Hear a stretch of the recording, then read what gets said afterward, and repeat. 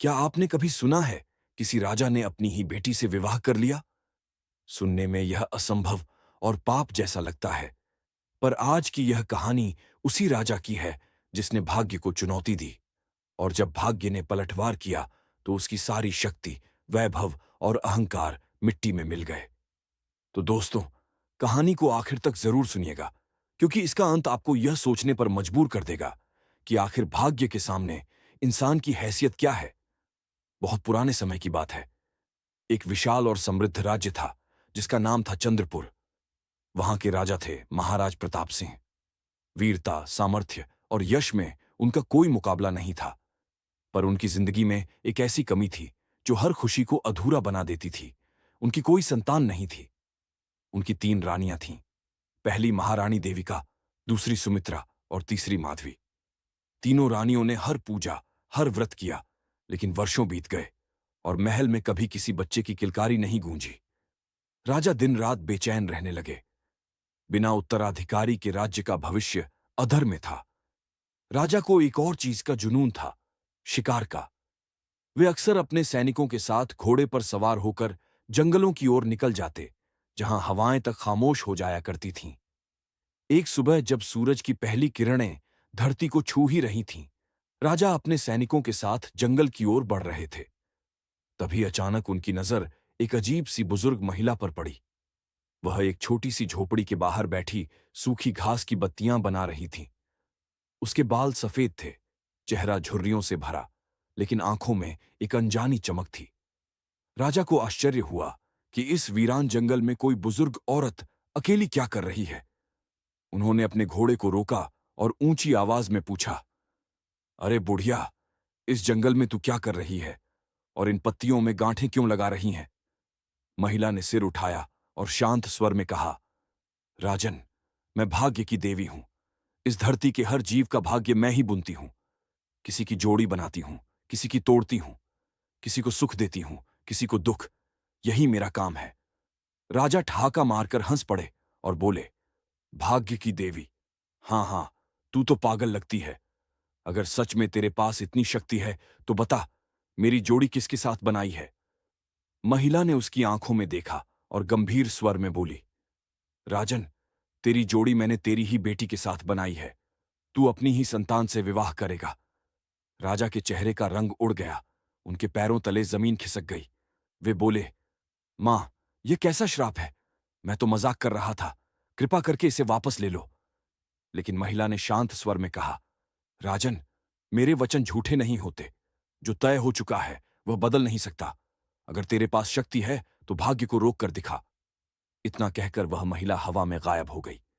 राजा का दिल भय से कांप उठा। वे शिकार अधूरा छोड़कर महल लौट आए। रानी देविका ने जब राजा का चेहरा देखा तो घबरा गईं। उन्होंने पूछा, महाराज, क्या हुआ? राजा ने पूरी बात बताई। रानी ने सुनकर कहा, महाराज, चिंता मत कीजिए। जब बेटी होगी ही नहीं तो श्राप कैसे पूरा होगा? राजा को यह बात ठीक लगी और उन्होंने राहत की सांस ली। कुछ समय बीता और भाग्य ने खेल खेला। महारानी देविका गर्भवती हुई। पूरे राज्य में उत्सव का माहौल छा गया, लेकिन रानी के मन में डर बैठ गया। उन्हें वो श्राप याद था। उन्होंने अपनी विश्वसनीय दासी को बुलाया और आदेश दिया कि अगर बच्ची हुई तो उसे मार देना। समय आया और आधी रात को रानी ने एक सुंदर कन्या को जन्म दिया। वह इतनी गोरी और प्यारी थी कि जैसे चांद की किरण हो। लेकिन रानी ने आदेश दिया, इसे मार दो। दासी ने मजबूरी में बच्ची को उठा लिया और महल से निकल गई। वह जंगल जाने वाली थी, लेकिन रास्ते में उसे एक सूखा गोबर का ढेर दिखा। उसने वहीं गड्ढा खोदकर बच्ची को दफना दिया और वापस महल लौटकर बोली, महारानी, बच्ची को मैंने मार दिया है। रानी ने राहत की सांस ली, पर किस्मत की लीला देखिए। गोबर सूखा था, उसमें हवा का रास्ता बना हुआ था और बच्ची जीवित रही। सुबह हुई तो एक किसान ने वह गोबर का ढेर खरीद लिया और उसे खाद बनाने के लिए एक कुम्हार दंपत्ति को दे दिया। कुम्हार का नाम था हरि और उसकी पत्नी का नाम लक्ष्मी। उनके कोई संतान नहीं थी। जब उन्होंने गोबर खोदना शुरू किया, तभी उन्हें अंदर से बच्चे की रोने की आवाज सुनाई दी। दोनों ने हाथों से गोबर हटाया और एक सुंदर सी बच्ची को जीवित पाया। वह बच्ची चांद जैसी सुंदर थी। दोनों ने उसे ईश्वर का वरदान मानकर घर ले आए और उसका नाम रखा चंदा। समय बीतता गया। चंदा बड़ी होने लगी। वह मददगार, सीधी सादी और सुंदर थी। उसकी सुंदरता की चर्चा पूरे गांव में थी। लोग कहते, हरि की बेटी तो अप्सरा जैसी है। एक दिन चंदा अपने गधों को चारा देने जंगल गई। सूरज ढल रहा था। हवा में हल्की सुनहरी चमक थी। वो पेड़ के नीचे बैठकर गुनगुना रही थी।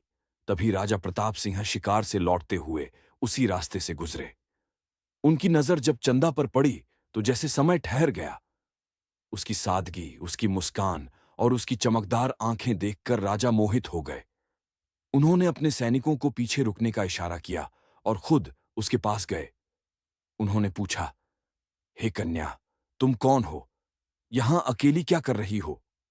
चंदा ने मुस्कुराकर कहा, मैं कुम्हार हरि की बेटी चंदा हूं। अपने गधों को चारा देने आई हूं।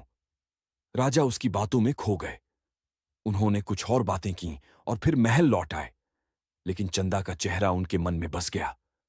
अगले ही दिन राजा ने अपनी रानी देविका को बुलाया और बोले, रानी, आज जंगल में एक कन्या देखी है जो मुझे अप्सरा जैसी लगी। उसका नाम चंदा है। मैं उससे विवाह करना चाहता हूं। रानी के पैरों तले जमीन खिसक गई। उन्हें वो श्राप याद आया, लेकिन उन्होंने सोचा, यह तो कुम्हार की बेटी है। हमारी बेटी तो मर चुकी है। फिर भी मन में एक अजीब सा डर था। उन्होंने कहा, महाराज, जैसा आपको उचित लगे। राजा ने गुप्तचरों को भेजा। उन्होंने लौटकर बताया कि चंदा दत्तक पुत्री है। राजा ने प्रसन्न होकर विवाह का प्रस्ताव भेजा।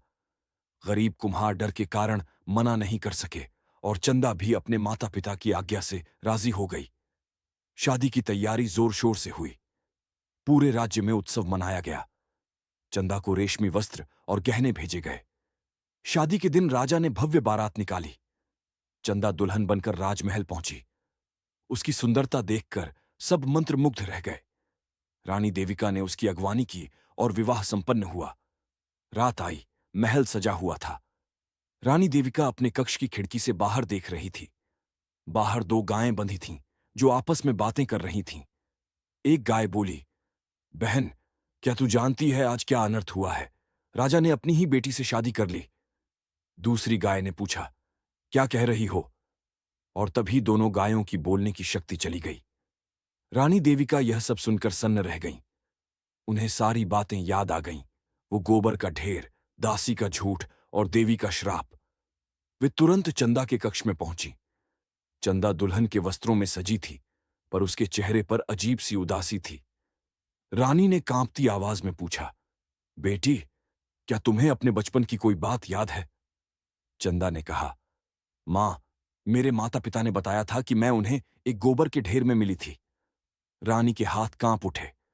उनकी आंखों से आंसू बहने लगे।